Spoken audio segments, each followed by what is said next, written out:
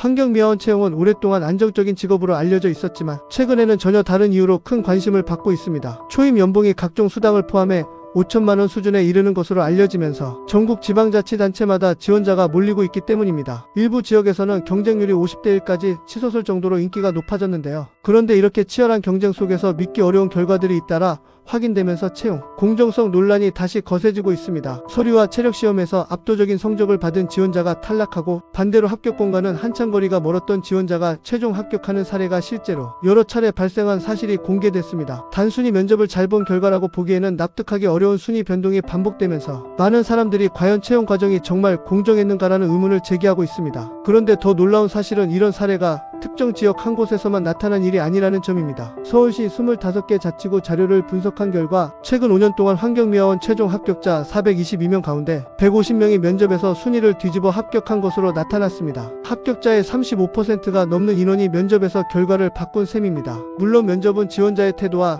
책임감, 성실성을 평가하는 중요한 절차입니다. 하지만 문제는 그 비중이 지나치게 크다는 점입니다. 일부 자치구는 체력과 서류를 통과하기만 하면 최종 점수 100점 전부를 면접으로 결정하고 있습니다. 다시 말해 이전 평가가 아무리 좋아도 면접에서 낮은 점수를 받으면 탈락할 수 있고 반대로 낮은 순위였던 지원자도 면접만으로 얼마든지 역전이 가능한 구조라는 것입니다. 실제 사례를 보면 더욱 충격적입니다. 중랑구에서는 2021년 면접 전 순위가 무려 81위였던 지원자가 최종 합격한 반면 서류와 체력 등에서 가장 높은 점수를 기록했던 1위 지원자는 탈락했습니다. 일반적으로 80명 이상을 한 번에 뒤집는 것은 매우 이례적인 일입니다. 은평구에서도 면접 전 18위와 19위였던 지원자가 최종 합격했고 동대문구에서는 서류와 체력, 인성검사에서 공동 최하위를 기록했던 지원자 2명이 면접 이후 최종 합격자 명단에 이름을 올렸습니다. 물론 면접은 정성평가이기 때문에 순위가 일부 바뀌는 것은 자연스러운 현상일 수도 있습니다. 하지만 이처럼 대규모 순위 역전이 반복된다면 누구라도 의문을 품을 수밖에 없습니다. 특히 환경미화원 채용은 과거에도 여러 차례 채용, 비리 의혹이 제기됐던 분야라는 점에서 이번 논란은 더욱 크게 받아들여지고 있습니다. 실제로 서울시청 노동조합 간부가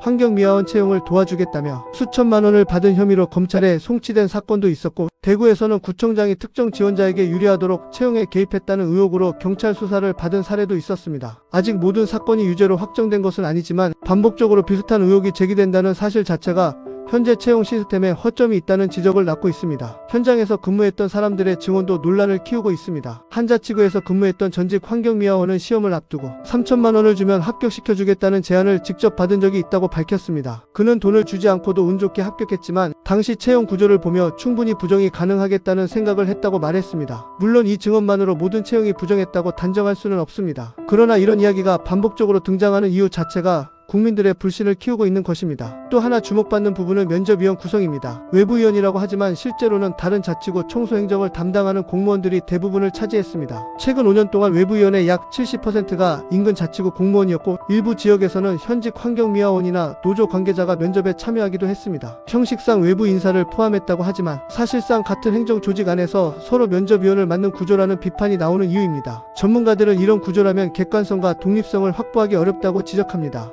실제 기업이나 공공기관에서는 외부 전문기관에 채용을 위탁하거나 민간 전문가를 참여시키는 방식으로 공정성을 높이려는 노력이 이어지고 있는데 환경미화원 채용은 여전히 내부 중심 구조가 유지되고 있다는 것입니다. 그렇다면 환경미화원은 왜 이렇게 인기가 높아졌을까요? 가장 큰 이유는 안정적인 고용과 높은 처우입니다. 경기 침체가 이어지면서 공공부문 일자리에 대한 선호가 커졌고 환경미화원은 각종 수당을 포함하면 초임 연봉이 5천만 원 수준으로 알려져 있습니다. 지방자치단체 소속으로 장기간 안정적으로 근무할 수 있다는 점도 인기 요인입니다. 그만큼 많은 사람들이 인생을 걸고 도전하는 자리인 만큼 채용 과정은 누구나 납득할 수 있을 정도로 투명해야 한다는 목소리가 커지고 있습니다. 전문가들은 면접 배점을 대폭 낮추고 체력과 객관적인 평가 비중을 확대해야 한다고 말합니다. 또한 면접위원을 외부 전문기관이나 민간 전문가 중심으로 구성하고 평가 기준을 보다 구체적으로 공개해 투명성을 높여야 한다는 의견도 나오고 있습니다. 일부에서는 면접 과정을 영상으로 기록하거나 사후 검증 절차를 강화하는 방안도 제시되고 있습니다. 무엇보다 중요한 것은 국민들이 결과를 신뢰할 수 있는 시스템을 만드는 것입니다. 아무리 실제로 공정하게 채용이 이뤄졌더라도 결과를 믿지 못하는 구조라면 그 자체가 또 다른 문제이기 때문입니다. 이번 논란을 계기로 환경미화원 채용뿐 아니라